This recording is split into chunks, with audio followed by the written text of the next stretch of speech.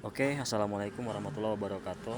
Kali ini saya akan membawakan perihal materi strategi branding untuk bisnis online ya, dalam membangun identitas di era digital masa kini. Pertama kita harus identifikasi dan definisikan tentang brand yang akan kita bawa atau kita kembangkan. Jenis brand mencakup nilai inti, visi misi, serta kepribadian brand yang ingin Anda sampaikan kepada pelanggan. Tentukan audiens target Anda dan buat brand yang relevan. Di sini saya kategorikan 3, yaitu ada logo, identitas, dan brand. Logo itu mencakup citra perusahaan atau emosional yang dirasakan secara keseluruhan oleh si customer ya. Kemudian ada identity, aspek visual yang merupakan bagian dari keseluruhan merek. Lalu kemudian selanjutnya ada brand. Brand ini yang sangat paling penting. Kenapa saya bilang paling penting? Karena brand ini menunjukkan adalah pakaiannya perusahaan untuk yang harus kita jual. Kemudian kita ada desain visual yang konsisten. Jadi ketika brand yang sudah kita tentukan, maka desain visualnya kita harus tentukan dan konsisten ya, jangan berubah-ubah. Seperti di sini ada contohnya saya cantumkan, ada 4. Pertama adalah ada visual dengan Toyota, perusahaan Toyota, dan kemudian ada McDonald, ada Aqua, dan Starbucks. Kemudian ada produk berkualitas dan berfokus pada nilai. Buat konten tentang produk yang relevan dan bermanfaat bagi konsumen ya teman-teman ya, yang menjadi target Anda. Konten yang berkualitas bisa berupa artikel, blog, video, dan foto, atau ulasan produk yang informatif yang dapat menjual produk kita di customer, dan customer dapat dapat tertarik lah dengan produk kita secara kualitas dan nilai dari produknya itu sendiri ya. Di sini ada loyalty, benefit, price, dan satisfaction. Jadi customer value itu harus kita harus mendapatkan loyalnya si customer, benefitnya si customer, harga yang bersaing untuk customer, serta satisfaction untuk si customer juga ya teman-teman ya. Jadi selain loyal, kita juga harus loyal ke customer supaya customer pun loyal kepada produk kita. Kemudian selanjutnya ada gunakan media sosial secara efektif ya teman-teman ya. Media sosial merupakan platform yang ampuh untuk terhubung dengan pelanggan atau calon pelanggan kita yang sudah kita targetkan. Selain itu, bangun interaksi dan promosi kepada konsumer dengan mereka melakukan melalui posting, maksud saya dari Instagram, TikTok, maupun YouTube atau Facebook, maupun di cerita sosmed akun pun itu akan lebih baik juga. Video lainnya kita harus otentik ya teman-teman ya, supaya lebih menarik. Pastikan pesan yang Anda sampaikan sesuai dengan identitas ya. Selanjutnya berikan pengalaman pada pelanggan yang baik atau kesan dan sesuatu yang memang membuat customer itu puas dengan pengalaman dari yang produk kita jual kepada mereka. Pengalaman yang di sini maksudnya adalah seperti halnya adalah rating ya. Jadi tingkat kepuasan si pelanggan atas produk kita yang mereka gunakan, seperti itu.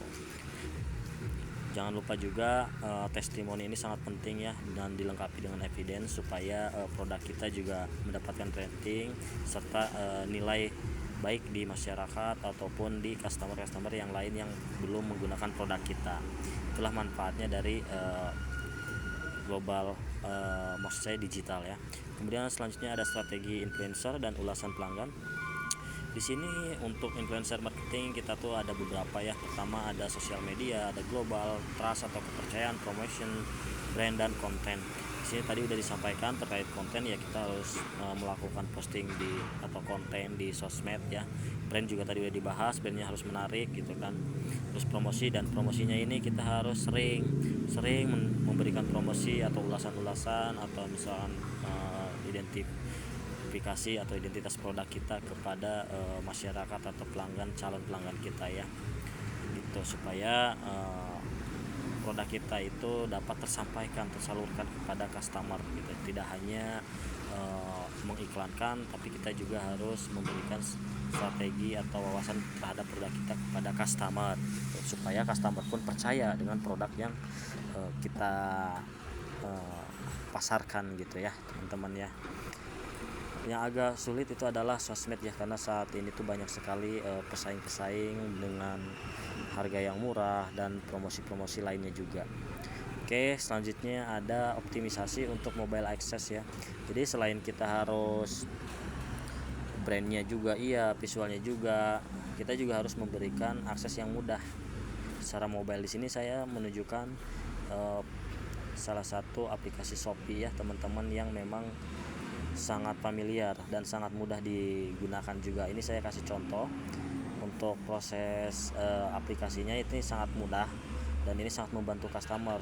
Begitupun saya yang selalu belanja via aplikasi Shopee ini. Ini bukan endorse, bukan apa, ini murni memang saya melakukan contoh aja. Ini saya melakukan contoh pembelian ya, pembelian botol minuman, botol untuk air minum gitu ya, atau tumbler. Ini saya melakukan pembelian ini sekaligus transaksi untuk sebagai contoh bahwa ini akses yang mudah buat saya sebagai pelanggannya Shopee gitu. Nah, ini kita cari tumbler yang saya perlukan atau yang saya sedang cari. Kita cari yang sesuai, yang cocok.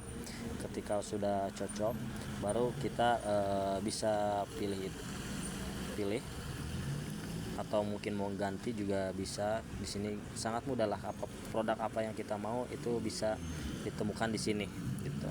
Nah, itulah maksudnya adalah optimisasi di mobile access. Jadi aksesnya itu sangat optimal lah ya, dan mudah digunakan oleh pelanggan atau pembeli, baik secara online ataupun COD pun bisa untuk transaksi. Nah, di sini saya memilih untuk tumbler ya, tumbler dengan harga yang sangat murah, terjangkau 24.000 ditambah dengan gratis ongkir gitu. Mari kita lakukan check outnya. Di sini saya banyak barang-barang yang saya minati mau dibeli, tapi belum saya check out, masih saya simpan di keranjang saya ya. Aduh, banyak juga nih keranjang saya teman-teman. Oke, kita langsung aja check out tumblernya dengan mengklik produk yang ingin kita beli untuk check out dengan harga 24.000. Lalu kita klik untuk check out. Nah, kita pastikan dulu alamatnya, pembayarannya, metodenya, dan di sini juga udah dapat pre-ongkir ya, voucher gratis pengiriman. Kita langsung aja ke check out. Nah, di sini ada permintaan verifikasi untuk pembayarannya. Karena saldo saya itu udah ada 25.000, jadi cukup ya untuk pembayarannya. Oke, di sini hanya cukup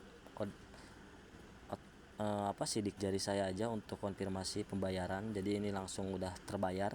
Udah sampai sini udah selesai, tinggal kita nunggu barangnya. Sesimpel itu untuk aplikasi Shopee dan kemudahan untuk para pembeli. Mengapa saya senang sekali menggunakan aplikasi Shopee? Karena selalu gratis ongkirnya dan harganya pun bersaing. Ini adalah menu-menu yang memang sudah selesai diproses atau sudah saya terima barangnya. Kita bisa lihat di sini, mulai dari yang sedang proses dikirim, pengembalian, itu semuanya ada di sini. Ini sangat mudah. Inilah optimasi untuk mobile access bagi para pembeli atau customer yang akan kita tuju. Jadi tidak hanya produk, tapi secara digitalisasi pun kita harus menyiapkan bagaimana sih caranya untuk mempermudah si pembeli dalam membeli produk kita, mengenal produk kita juga gitu, dengan harga yang kompetitif dengan pesaing-pesaing yang lain gitu. Nah, ini juga saya ada Shopee Pay. Shopee Pay ini adalah suatu bukan benefit ya jatuhnya ya, lebih kepercayaan dari Shopee untuk memberikan pembayaran yang gratis dulu, tapi tetap kita harus bayar. Dan ini juga ada Shopee Pay pinjam. Ini saya masih utuh, nggak saya pakai karena belum butuh juga, dan karena bunganya cukup besar jadi saya agak enggan untuk menggunakannya ya. Oke, sampai di situ untuk optimasi untuk mobile access. Kemudian kita ada jaminan produk gagal atau return atau claim.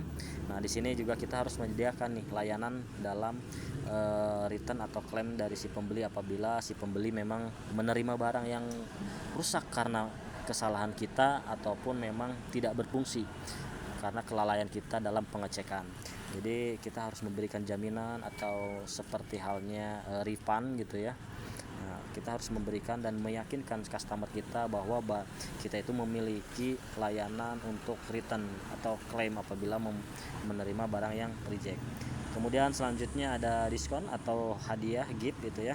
Nah, ini adalah salah satu strategi pemasarannya untuk pemberian, ada kupon, ada diskon, ada buy one get one, terus ada kupon untuk gift ketika misalkan pembeliannya berapa kali terus dapat kupon gitu kan dengan value yang lebih tinggi gitu, atau bisa kuponan yang hanya untuk sekali pakai gitu. Oke, paling itu saja. Terima kasih. Wassalamualaikum warahmatullahi wabarakatuh.